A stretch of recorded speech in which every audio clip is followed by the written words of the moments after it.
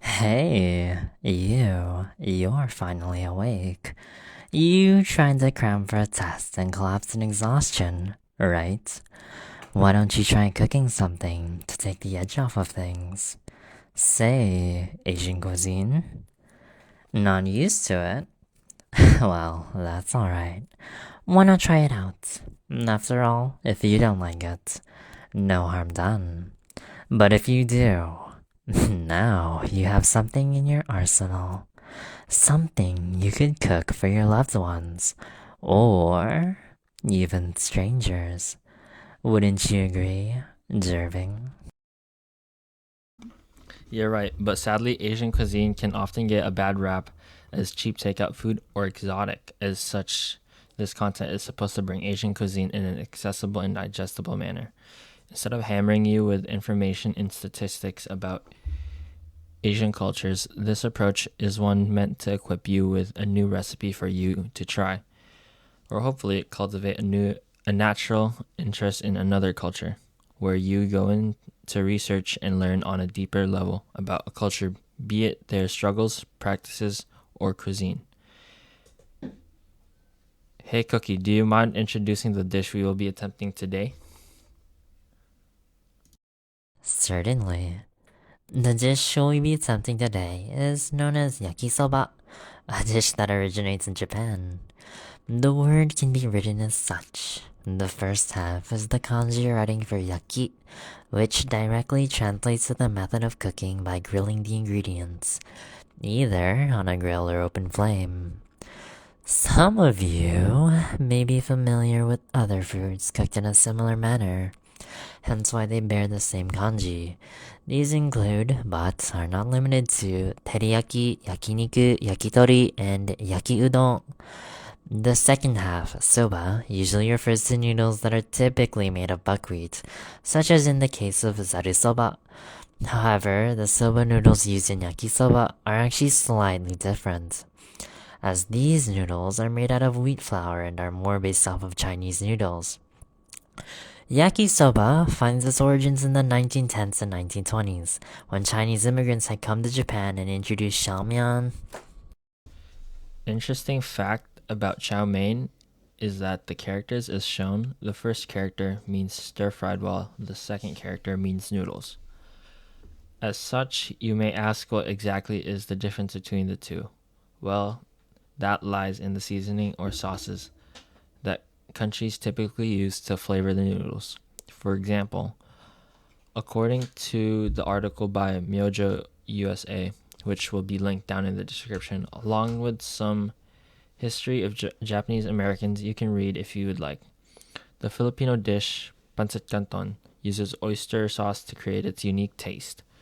That dish is also based off of chow mein, whereas Japanese yakisoba, on the other hand, uses Worcestershire sauce, which originates from England, which is a good transition into the ingredients that we'll be using for.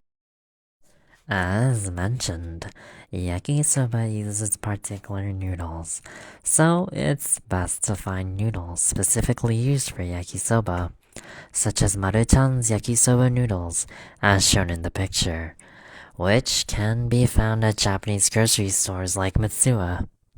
Left of the noodles is a seasoning referred to as aonori or powdered seaweed. However, it is quite pricey, and it's only used for garnish. You can always swap it out for other popular toppings like benishoga and katsuo, which are respectively referred to as red pickled ginger and bonito flakes. In terms of vegetables, we only use two, being onions and carrots. However, you aren't limited to only what was shown on screen. Most people add cabbages, scallions, mushrooms, among others. But what you add is entirely up to you. Nextly, the sauce we'll be using today will be the yakisoba sauce by the Urafuka brand, which is rumored to be used by chain restaurant Benihana. If you can't find this brand, you could always opt out to create the sauce for yourself. To make the sauce, you would need soy sauce, Worcestershire sauce, oyster sauce, sugar, and ketchup. I should mention that some noodles come with seasoning, like the package of Maruchan noodles we bought, but we didn't particularly use it ourselves, so we cannot give a verdict on how it tastes, but there's no harm in trying it to find the perfect recipe for you. Yakisoba is a very flexible recipe, and you can always change out ingredients like the vegetables and meat. Truthfully, we didn't use any meats, but chicken, pork, beef, and even seafood such as calamari or shrimp, they're all perfect choices. Again, it's a bit about exploring what suits your taste and perfecting the recipe from there. But let's start on with the actual cooking. We first started by prepping the vegetables, such as washing and peeling the carrots, and then cutting them to look like toothpicks. Typically for onions, you'd use a white onion. However, we only had shallots available. We made do with what we had. Since yakisoba is a street food, the cooking process is relatively simple and quick. Now, for us, we had access to a flat top griddle, which is how yakisoba is traditionally cooked. But don't fret, because the same recipe can still be achieved through cooking it in a pot. Of course, flat top griddle does come with its benefits, such as being able to better simultaneously cook different ingredients more evenly, on top of making it easier for mixing your ingredients together compared to a pot. Of course, it does come with a downside that the grill is super hot, and so it's super easy to burn yourself if you're not careful. Nonetheless, after prepping the grill, generally the method is that you first place the root vegetables, such as onions and carrots, on the grill, as the order of vegetables is important. Then, once those have cooked for some time, place the leaf vegetables on the grill, such as cabbage. For meats, this can either come before or after the vegetables, depending on how you like your meats to be cooked. Say either well done or medium rare.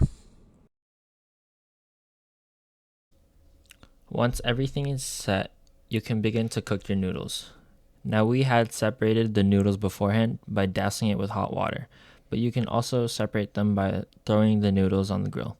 Spray it with water and then cover it with a lid at the same time. You begin to cook the other ingredients. An added benefit of having a grill. Then you can take the sauce bottle and begin to cover the noodles with a generous amount. Now, we ended up using an entire bottle and then some, which may have not been needed in retrospect. Nonetheless, we continued to mix in the sauce, making sure to turn it over so as not to burn the noodles. Once everything is turned into a nice tan color, you can begin to plate the yakisoba and garnish it with the toppings of your choice. In reflection, while both of us have never eaten yakisoba before, assumedly it didn't have the sweet and savory taste that it's generally known for. It's most likely because I had put in a bit too much pepper, which ended up overpowering the sauce's taste.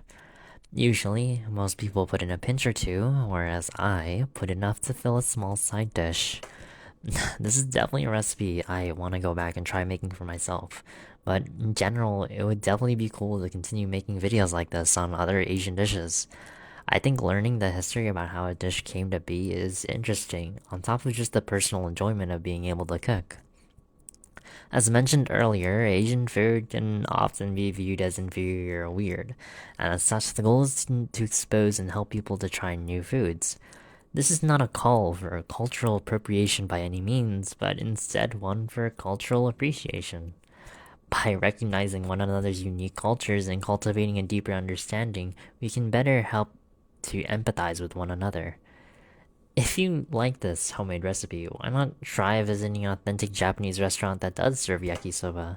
Or, even better, visiting Japan and experiencing the variety of yakisoba there.